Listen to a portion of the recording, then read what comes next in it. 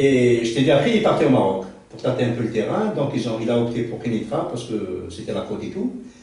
Et il a connu un Espagnol. Un Espagnol qui avait une usine de briques. Donc, une briqueterie. Donc, ils ont sympathisé entre lui et là. Il connaissait le passé de mon père et tout. Gallo, écoutez, moi maintenant, je commence à lire un peu.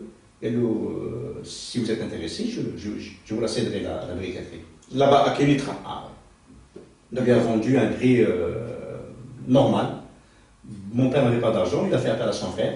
Il a fait rentrer au Maroc. Ils ont vendu l'hôtel à Paris. C'est à Moussa, il a vendu. Il a fait un prêt à la banque marocaine. Les papiers existent, tout existe. Et ils ont pris... ils ont construit la briqueterie. Non, elle existait déjà. Ah, elle existe? Oui, ils l'ont pris, elle était en marche déjà. D'accord. Mais c'est d'après les informations, c'est une briqueterie artisanale, traditionnelle. Ils travaillent avec les mains, les Marocains. C'est pas de l'industrie. Non, voilà. C'est une petite briqueterie. Gallo, l'espagnol, Gallo, écoute, Gallo, ça, la famille et tout, pas de problème. D'accord. Et c'est comme ça qu'il a vécu mon père. Et cette usine. C'était en quelle année à peu près? Quand est-ce qu'il a commencé à faire dans la briqueterie? Oh, la fin des années 60. La fin des années 60. Oui, mais il continuait, d'après les informations, il continuait à militer politiquement, mais en dehors du territoire marocain. Jamais au Maroc. Mon père ne faisait jamais de politique au Maroc. C'était une entente tacite. Tout à fait. Avec les Marocains. Avec les Marocains. Galana, je suis invité, s'il te plaît. Je suis invité ici, je ne suis pas chez moi. Est-ce que c'est un choix personnel de ne pas faire de l'opposition contre le pouvoir d'Alger depuis le Maroc? Exactement. Parce que déjà à l'époque, Nasser, il y avait de l'opposition marocaine en Algérie. Oui, il y avait une opposition algérienne au Maroc. Oui, je sais, mais mon père n'a pas voulu. Non. Mon père, je t'ai dit, mon père, il est à part un peu. Il est à part. Mon père ne voulait pas créer des problèmes entre les autorités marocaines et algériennes. Comme lui, l'affaire en France, pas de problème. Même en France, il était suivi, je t'ai dit, ils n'ont jamais lâché la DST, mais au Maroc, non. D'ailleurs, même les partis politiques, quand ils faisaient leur congrès, il est parti une seule fois, par politesse. D'accord. Les réceptions, ils ne sont pas mon père. Donc, il faisait de l'activité économique pour vivre. Voilà, il travaillait. Au Maroc, et il continuait à militer politiquement ou en France. En France. Il partait en France faire de l'opposition. Tout à fait. D'accord. Jusqu'à quelle date il a continué à faire de l'opposition? Jusqu'à la mort de Mounian. Jusqu'en 79. En 79, il a arrêté. Il a dissous le PRS. Il a dissous le PRS. Mais pourquoi? Quand il a vu le peuple sortir pleurer Mounian, il s'est dit bon, on s'est trompé, je crois, puisque cette personne-là. Comment ça, il s'est trompé de quoi? De peuple? Non, il s'est trompé de politique. C'est-à-dire que les gens aiment ce bonhomme, alors que nous, on a combattu pendant des années. Donc nous, on est dans l'erreur. Donc il vaudrait mieux arrêter l'opposition. C'est pas la peine de continuer. Mais puisque le peuple, il aime. C'est-à-dire, il ne s'est jamais posé la question. C'est-à-dire, maintenant, on peut lui poser la question. Oui. Il n'a pas vu les Algériens aussi le pleurer. Après sa mort aussi. C'est-à-dire, c'est le même peuple qui a pleuré Boumediene, qui a pleuré Boudiaf et qui a pleuré d'autres aussi. Est-ce que... Moi, je pense que oui, c'est différent. C'est pas parce que mon père, c'est différent, mon père. Mon père a été assassiné, il ne faut pas l'oublier. Oui. Mon père a été abattu comme oui. J'ose pas dire le mot. Et il a été trahi, donc le peuple s'est senti très très mal. Moi, j'ai vu beaucoup de gens, jusqu'à présent, quand je rencontre les gens, il y a des gens qui me disent on n'a jamais pleuré. Mais ton père, on a pleuré. D'accord. Parce que je ressens ce qu'ils ressentent. C'est la trahison, c'est le mépris. Tu me tiens un géant comme celui-là, on dit à la télévision, et tu viens me raconter qu'il y a un seul bonhomme qui l'a tué, bon, à la fin, vous prenez des gens. On arrivera à la salle et tu diras ça. On va s'étaler longuement, bien sûr. Maintenant, bon, plus d'opposition, il s'est consacré à sa vie familiale. À la briqueterie, jusqu'en 92. Si tu permets, je pourrais éventuellement dire, ça relève de l'histoire maintenant de l'homme, c'est un homme politique, il faut éventuellement le désacraliser aussi. Bien sûr. C'est-à-dire il faut voir Boudiaf comme Boudiaf, n'est-ce pas? Tu es d'accord? Tout à fait. Ijabiyat ou Salbiyat? On n'a rien à cacher. On n'a rien. Ça, tu me rassures. Alors, Boudiaf avait un double foyer. C'est-à-dire, toi, tu étais avec ta maman, avec tes frères ici, ta soeur, avec Fella et Khairdin, Allah yarhamou. Tout à fait. Et lui, comme il s'est marié du moment où il s'est installé au Maroc, il s'est marié avec Fatiha Boudiaf. Tout à fait. Celle qu'on a connue ici en Algérie. Tout à fait. C'est celle qui était connue plus tard que plutôt feu ta mère. Bien sûr, bien sûr. Bien Donc sûr. il avait en fait Deux femmes, deux foyers. deux femmes, deux foyers, etc. Ce qui nous a coupé de lui, c'était son exil. Oui. Mais ça n'empêchait pas que... Donc, je t'ai dit, mon frère Kheddin, en prison en France déjà, il est parti le voir, et François Genoux, Oui. l'a pris avec lui à la maison, donc il a vécu avec... Raconte-nous cette histoire, elle est merveilleuse. Kheddin, c'est le frère aîné de Nasser. Oui. Donc c'est l'aîné de Mohamed Boudiaf, de sa première femme, Al-Marhouma Nasser. Il a été en France, il était tout jeune. Oui. Lorsqu'il était en prison, et c'est François Genoux qui l'a pris en charge. Tout à fait. Qui l'a adopté, qui l'a pris en charge, etc. Raconte-nous cette relation, cette histoire. Oui, donc je t'ai dit, une fois il est parti voir mon père, parce que mon père l'a demandé, et il a dit à ma mère, il faut que tu me l'envoies. Je vais envoyer des gens, ils vont me ramener pour le voir en prison. Donc Kheddin était petit, il aimait beaucoup. Il est parti.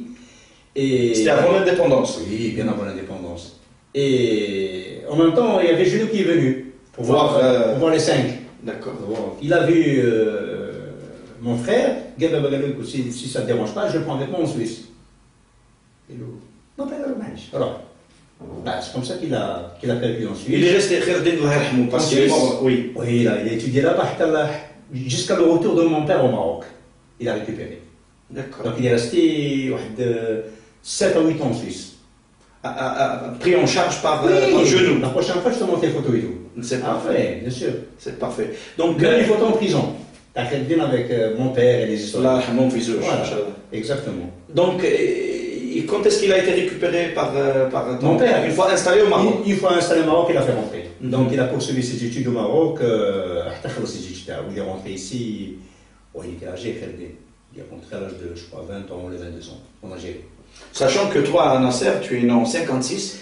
Moi, je suis né en 55. Donc, en 55. Une année après, ton père est arrêté. Mon père, quand il est parti, oui. Je ne l'ai pas vu. On s'est rencontrés la première fois, c'était en 62, juste après l'indépendance. Tu te souviens de son image? Oui, on a passé la nuit avec lui à la préfecture d'Alger.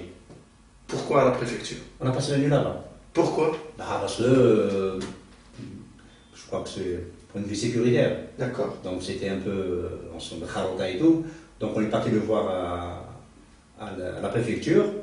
C'est-à-dire que tu avais ton père lorsque tu avais 7 ans? 7 ans, la première fois. Tu te souviens de sa première image? Vaguement.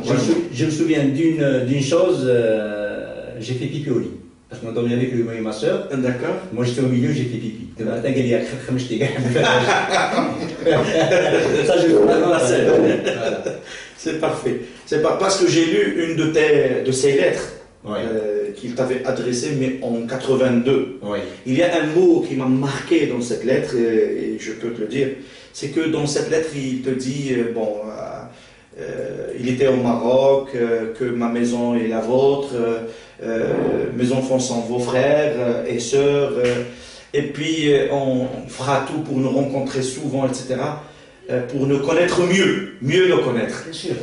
Voilà un homme de cette envergure, de cette trempe, qui n'avait pas la chance de connaître même pas ses enfants. Il est parti en 63. Donc il n'est plus revenu en Algérie. Moi, j'étais trop petit pour aller le voir.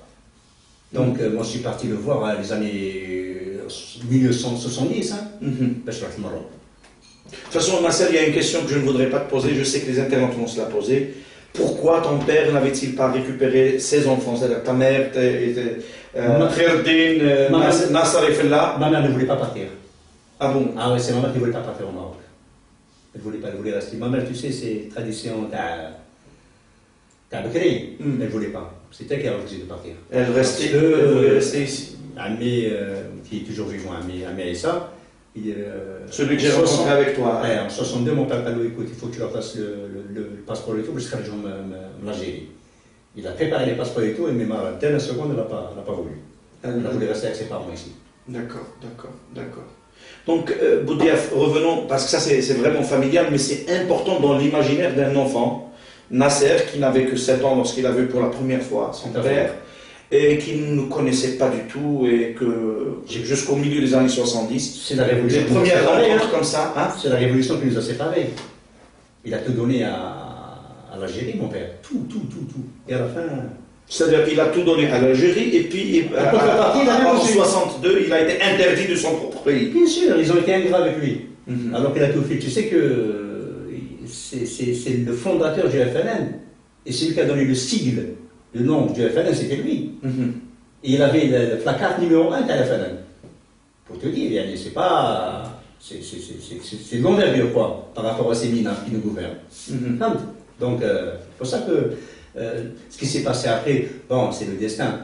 Hein, je crois que c'est écrit quelque part qu'il allait finir comme ça. Oui, parce que tu t'imagines un peu Faudel mourir au Maroc, on aura un petit filet dans la presse, Boudiaf, mort, point bas, c'est terminé, personne ne le connaîtra. Moi je pense que le destin a fait le destin, il a donné toute sa vie à ce pays. Il va rentrer, les gens vont le connaître. Bon, ben, oui, une autre forme de shahada. Bien sûr, il est mort en martyr, quoi. En tous les cas, au paradis. En tous les cas, dans notre espace Respublica de Nasser, lorsqu'il s'agit d'une chose aussi importante que la mort d'un homme aussi important que Mohamed Boudiaf, et s'agissant également du témoignage de son fils, tout est permis Nasser. C'est-à-dire, exprime-toi comme tu veux. Il n'y a pas de problème. Même s'il y a des glissements de trucs, etc. Nous les tolérons on a traité parce qu'on sait ce que c'est que de perdre aussi bien son père que... Il y a des gens mal intentionnés, des traîtres qui ont... il fait partie de la franc-maçonnerie. Non, moi, jamais de la vie. Mon père, c'était un musulman convaincu, malgré qu'il était gauchiste, parce que tu sais, à l'époque, c'était le gauchisme qui était dans le monde, dans les pays sud-européens, dans les pays... il était convaincu de la justice sociale. D'ailleurs, la notion de révolution. Mais moi, c'est contre l'injustice, c'est contre le... Je suis né avec des parents qui faisaient la prière. Je suis né et j'ai vu qu'ils faisaient la prière, les concerts. Mais pas une prière normale. Un musulman. Mon père faisait la prière Tao, musulman. Sans être les trucs à son corps. Ni un illuminé. Très ouvert avec les enfants. Il aimait beaucoup le foot, mon père. Tu sais, mon père était un grand supporter du Real Madrid. Ah bon? Mon père, jusqu'à sa mort. Apparemment, c'est une maladie ancienne, ce foot. Il avait une relation un peu charnelle avec l'Espagne, mon père, parce qu'il y a l'espagnol, et il connaît bien l'Espagne, il aime beaucoup les Espagnols, mon père. Il m'a dit que c'est des gens extraordinaires. Et je t'ai dit, c'était un supporter du Real Madrid. D'accord. Et bon, Nasser, maintenant, si on doit revenir un petit peu aux choses, j'allais dire, dures, difficiles à comprendre, difficiles à supporter aussi. De son exil, il avait fait de la politique, de l'opposition. Après la mort de Boumedienne, il a décidé de dissoudre le PRS. Et il est resté comme ça, Boudiaf. On l'a complètement oublié, Boudiaf.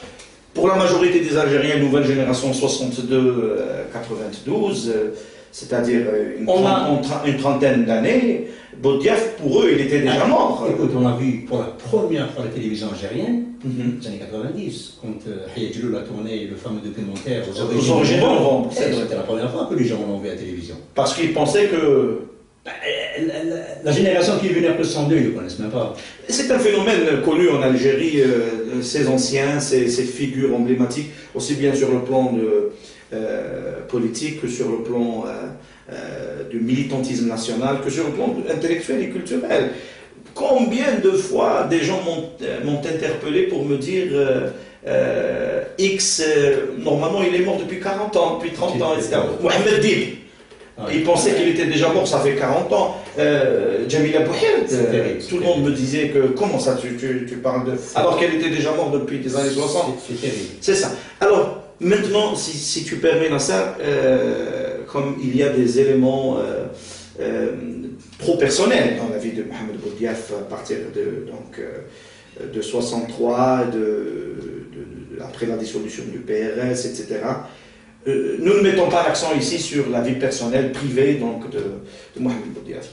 Un jour, l'Algérie rentre en conflit, en guerre civile. Un pouvoir, pour des raisons qui lui sont propres, décide dans sa guerre contre le parti lui-même, le parti qu'il avait créé lui-même, c'est-à-dire le FIS, de suspendre le processus électoral Chef des Bejdit qu'on a démissionné ou qui a démissionné, on ne sait rien, peut-être qu'il va lui-même témoigner dans ses mémoires qui vont sortir très prochainement, d'après notre ami Abdelaziz Boubakir. Vacances de pouvoir. À la tête du pouvoir, personne. Il n'y a personne. Raconte-nous comment que le pouvoir, nous avons des témoignages maintenant, Khaled Nazar et Ali Haroun, particulièrement Khaled Nazar, il dit que nous cherchions un nom, quelqu'un qui pouvait être à la tête. C'est malheureux de le dire, mais c'est comme ça. Et à un moment donné, je crois que c'est Maître Ali Haroun qui a dit, et pourquoi pas Taïb el-Watani. C'est qui Taïb el-Watani? Donc Boudiaf. Il est où? Il est au Maroc. Ils se sont rappelés que, raconte-nous maintenant dans le détail que tu connais, que tu sais, raconte-nous comment que le pouvoir de Nazar, de Ali Haroun, d'Abou Bakr Belkaïd ont-ils pensé à ton père Mohamed Boudiaf en 92? D'abord, il y avait une approche. Tu sais que Ali Haroun avec Omar Boudaoud, qui était l'ancien responsable de la Fédération de France du FNL, sont partis avec une délégation restreinte le voir au Maroc en la fin 90. Fin 90. Oui. Ils sont allés le voir. Donc quel objectif? Le voir. Haroun a dit voilà, on va voir ton père et tout. Bon, je ne me suis pas posé de questions. Ils sont partis le voir. Et au retour de Haroun, c'était chez lui à la maison. Donc j'ai posé la question. Alors comment ça s'est passé? Textuellement. Il m'a dit ton père il est déconnecté de la réalité algérienne. J'étais un peu étonné. Pourquoi il est. Pourquoi? Il m'a dit parce qu'il nous a dit que si vous allez le fils va faire un raz-de-marée. Ouais. Là, il est déconnecté. Donc, 92, je me demande qui est déconnecté, lui ou mon père. D'accord. Comme ça. Et donc, moi, je pense que c'était la première approche, et c'est pour ça que pendant la vacance du pouvoir, Ali a sauté sur l'occasion pour proposer mon père. Moi, je pense que la première approche était. Qu'est-ce qui s'est passé, Nassar? Ils ne sont pas partis fortuitement comme ça, parce que Haroun pouvait le faire dans les années 60, 70, 80, après il n'est pas parti. Est-ce que Ali Haroun avait. Jamais. Quelles a été les relations Il n'avait aucune relation avec mon père Haroun. Aucune relation. D'ailleurs, la preuve. Donc, je vais te donner la preuve. Un jour, un matin, téléphone qui sonne je me souviens, à 6 h du matin. Je prends le combiné, je dormais. Hein. C'était qui? C'était Madame Haroun. Oui, Nasser, il faut que tu viennes à la maison. Je dis, matin, qu'est-ce qu'il se passe quelque chose de grave? Elle dit, non, il faut que tu viennes, c'est tout. Mais toi, tu avais des relations avec les Haroun? Oui, depuis des années. Ouais, moi, je rentrais chez eux, les enfants venaient chez moi, on se fréquentait depuis des années. C'était avant ton mariage? Oui, bien avant. Parce que d'après mes informations, Nassar, peut-être qu'il y avait un projet de mariage chez Haroun Nassar Boudiaf. Peut-être. J'ai entendu. Tu ne savais pas, toi? Non, c'est une rumeur.